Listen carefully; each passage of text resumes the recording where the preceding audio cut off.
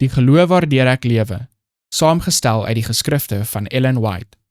As iemand sondig.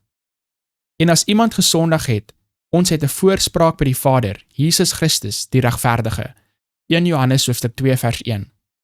Wanneer ons bekleed is met die geregtigheid van Christus, sal ons geen behaag in sonde hê nie, want Christus sal met ons werk. Ons mag foute maak, maar ons sal die sonde haat wat die lyding van die Seun van God veroorsaak het.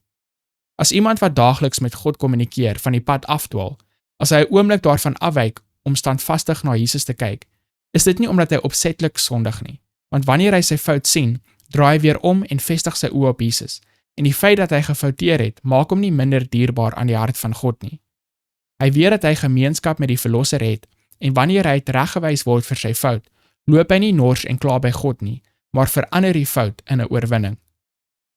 Daar is diegene wat die vergewende liefde van Christus geken het, en wat werklik begeer om kinders van God te wees, maar hulle besef dat hulle karakter onvolmaak is, hulle lewe gebrekkig, en hulle is gereed om te twyfel of hulle harte deur die Heilige Gees vernuwe is. Vir sulke sou ek sê, moenie in wanhoop terugdeins nie. Ons sal dikwels moet neerbuig en ween aan die voete van Jesus as gevolg van ons tekortkominge en foute, maar ons moet nie ontmoedig word nie. Selfs al word ons deur die vyand oorwin, word ons nie deur God verstoot, verlaat of verwerp nie.